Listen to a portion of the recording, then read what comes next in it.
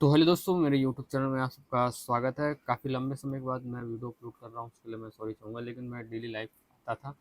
ठीक है ना।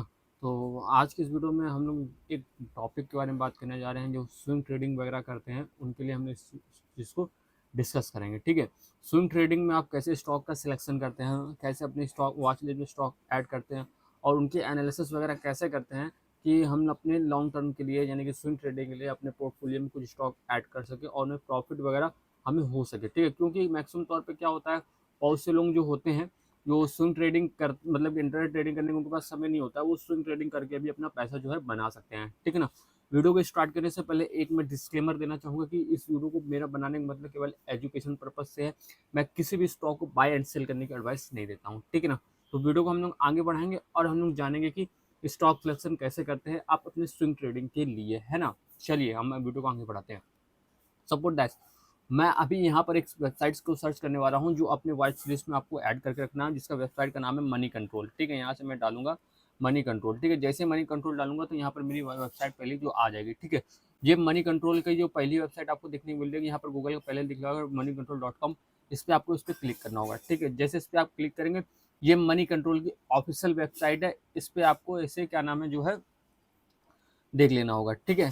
फिर आपको क्या करना होगा, यहाँ मार्केट डेटा पे आना होगा, सिंपल सा। ठीक है। मार्केट डेटा पे जैसे ही आप आएंगे, ठीक है, तो यहाँ पर आपको क्या देखने को मिलेगा, top gainer and top losers का ऑप्शन देखने को मिलेगा। ठीक है। यहाँ पर मार्केट्स पे आएंगे, टॉप गेनर्स या टॉप लूजर का ऑप्शन देखने को मिलेगा। ठीक है। इस पर आप क्लिक करेंगे। जैसे आप टॉप गेनर्स पे क्लिक करेंगे तो यहाँ पर आपको देखने का कुछ जो टॉप की स्टॉक होंगे वो यहाँ पर आपको दिखाई देने लगेंगे। ठीक है।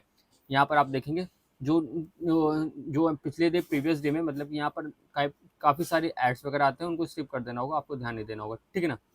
अब आपको क्या करना होगा, यहाँ पर मैं आपको पहले बता रहा हूँ, देखिएगा। यहाँ पर देखिएगा फंडामेंटल, देखिए जो टॉप गेनर्स स्टॉक्स हैं, लास्ट मार्केट क्लोज हुई थी, जिस सब टॉप गेनर बने हुए थे, मतलब इन्होंने अच्छा खासा प्रॉफिट दिया हुआ था उस दिन। ठीक है ना। आपको कुछ नहीं करना है, आपको स्विंग ट्रेडिंग वगैरह करना है। तो आपको यहाँ पर सबसे पहले यहाँ पर टाइम फ्रेम जो है आपको कौन सेलेक्ट कर लेना होगा, 5 दिन। ठीक है। 5 डे। जैसे आप यहाँ 5 डे सेलेक्ट करेंगे तो यहाँ पर कई सारे स्टॉक आ जाएंगे। ठीक है। इनमें से आपको अपने वॉच लिस्ट में ऐड करके रख लेना होगा। ठीक है। 5 डे के बाद आप आएंगे 1 मंथ में। ठीक है। 1 मंथ पे जैसे आप आएंगे तो यहाँ पर कुछ स्टॉक आपको कॉमन देखने को मिल जाएंगे, जैसे कि कोफोर्ज 5 डे में भी कॉमन था और 1 मंथ में भी कॉमन है। यानी कि ये कोफोर्ज है जो इस समय अपनी मतलब कि ब्रेकआउट पे होगा। ठीक है। वो एनालिसिस करके हम चलेंगे। ठीक है। यानी कि कोफोर जो है हमें 5 दिन पे भी वो हाई दिख रहा है, देखने को मिल रहा है, और मंथली में भी हमें क्या देखने को मिल रहा है, हाई देखने को मिल रहा है। और मैं 3 मंथ के टाइम फ्रेम पे आऊँगा, फिर 3 मंथ के टाइम फ्रेम पे आऊँगा तो फिर हमें और नीचे आएंगे तो और अलग अलग स्टॉक देखने को मिलेंगे। ठीक है। जैसे कल्याण यूजूरम पहले दिन में हाई था, 5 दिन के भी यानी वीकली में भी हाई था, फिर 3 मंथ में भी हाई है, और नीचे आएंगे देखिए यहाँ पर कोफोर फिर देखने को मिलेगा। ठीक है ना। तो यानी कोफोर जो है हमारा 5 दिन में भी वो टॉप गेनर पे रहा है, और 1 मंथ में भी टॉप गेनर पे रहा है, और क्या नाम है कौन सा, 3 मंथ में भी हमारा टॉप गेनर पे रहा है। ठीक है। यहाँ से फिर से मैं आऊँगा 1 डे पे। ठीक है। 1 डे पे जैसे मैं इस पर क्लिक करूंगा तो ऐसे कॉमन स्टॉक जो होंगे आपके टॉप गेनर पे, उनको आपको निकाल के रख लेना होगा। ठीक है।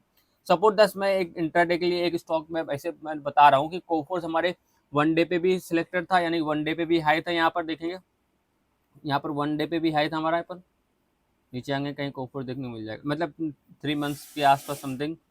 हाँ। यहाँ पर 1 डे को हटा के मैं करूँगा 5 डे। ठीक है। 5 डे और भी स्टॉक्स यहाँ पर आपको देखने को मिलेंगे, आप उस पर ही ना देखिएगा, आपको और सारे भी स्टॉक देखने को मिल जाएंगे यहाँ पे।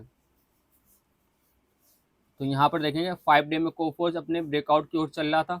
ठीक है। 3 मंथ पे भी अपने ब्रेकआउट के समथिंग आसपास था, 1 मंथ के समथिंग आसपास था वो ब्रेकआउट पे, मैं अभी दिखा रहा हूँ उस पर। चलिए यहाँ से जब मैंने 1 मंथ सेलेक्ट करा तो यहाँ पर मुझे नीचे आएंगे तो यहाँ पर मुझे 1 मंथ में कोफोर्स एक है कॉमन स्टॉक देखने को मिल जाएगा। ठीक है। जो टॉप गेनर पे ऐड है। ठीक है। अब मैं अपने ब्रोकरेज पे आऊँगा या अपने किसी भी चार्ट पे आऊँगा, कोफोर्स के चार्ट पे आऊँगा, यहाँ पर सर्च करूँगा कोफोर्स। ठीक है।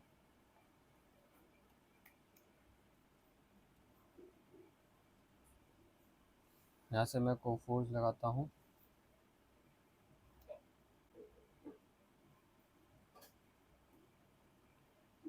चलिए मैंने यहाँ से कोफोर्स जो है लगा के रखा है। इस समय करंट मार्केट प्राइस चल रहा है 1720 रुपये, ठीक है, 1720 रुपये।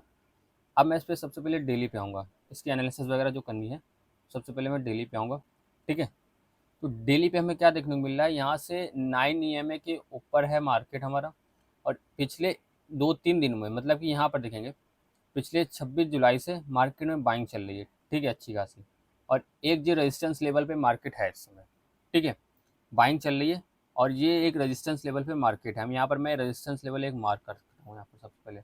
अब देखिए स्विंग ट्रेडिंग के लिए स्टॉक बता रहे हैं, सिलेक्शन एकदम ऐसे ही होगा, ठीक है। पहले वहाँ से आप सिलेक्ट करेंगे स्टॉक, फिर उसकी एनालिसिस करेंगे, क्या वहाँ पर कोई ब्रेकआउट आने वाला है या किसी पैटर्न का ब्रेकआउट है या सपोर्ट एंड रेजिस्टेंस ब्रेक हो रहा है, तब वहाँ पर हम लोग एंट्री प्लान करते हैं स्विंग ट्रेडिंग के लिए, ठीक है। और मैं यहाँ पर और एक चीज़ दिखा रहा हूँ आपको, यहाँ पर मार्केट में क्या चल रहा है, एक अप ट्रेंड चल रहा है, सिंपल सा। मार्केट में अभी इसमें क्या है, एक अप ट्रेंड है, ठीक है।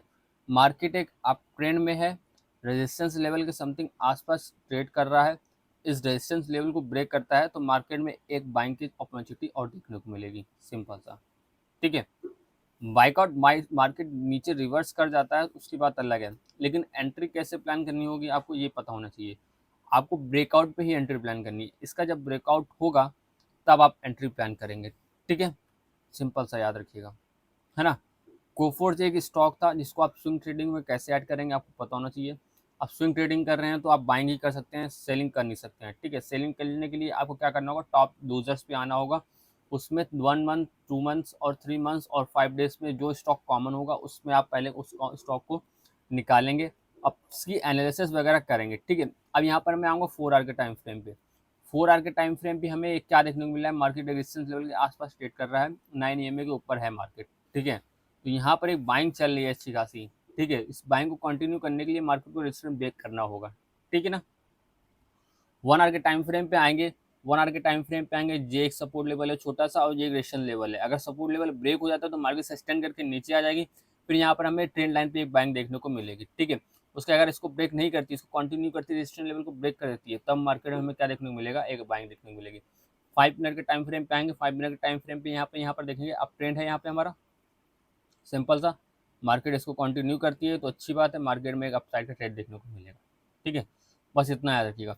स्विंग ट्रेडिंग के लिए स्टॉक को सिलेक्ट कैसे करते हैं आपको ये आना चाहिए, ठीक है। तो टॉप गेनर कैसे निकालेंगे, टॉप लूजर्स कैसे निकालेंगे, उनको आपको पता होना चाहिए, ठीक है। वही आप इंटरडे करने चाहते हैं तो आप इंटरडे के लिए आप 1 डे का स्टॉक सिलेक्शन करेंगे, ठीक है। 1 डे में यानी एक डे में कौन से टॉप गेनर जो स्टॉक में हाई है और लो है, ठीक, उनके लिए करेंगे। स्विंग ट्रेडिंग के लिए आप 5 डे 5 डेज का चार्ट मतलब निकालेंगे, 5 डे की वो स्टॉक निकालेंगे, 1 मंथ और 3 मंथ, एटलीस्ट इतना मंथ देखेंगे आप, ठीक है। तब उसकी एनालिसिस करेंगे क्या उसमें ब्रेकआउट है या नहीं है, तब उस पर आप ट्रेड करना पड़ना पसंद करेंगे, ठीक है। उसके पहले अगर एक दिन में अगर सिलेक्ट करते हैं, यहाँ पर आएंगे, एक दिन का 1 डे का टाइम फ्रेम सिलेक्ट करते हैं तो ये आपके लिए इंट्राडे के लिए काम आएगा, ठीक है। जो इंट्राडे के स्टॉक होते हैं उनके एनालिसिस करिए, उनका ब्रेकआउट आएगा तो उस पर आप ट्रेड कर सकते हैं, अदरवाइज ऐसा कुछ है नहीं, ठीक है।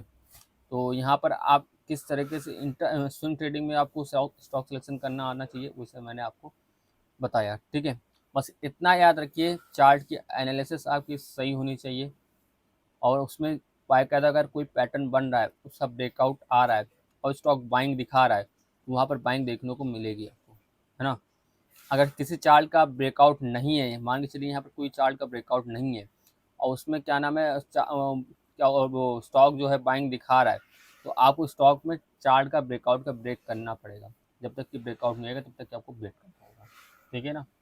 तो स्विंग ट्रेडिंग के लिए स्टॉक ऐसे सिलेक्ट करते हैं जिसमें आप अपने वॉच लिस्ट में ऐड करना चाहें उसको ऐड कर सकते हैं ना।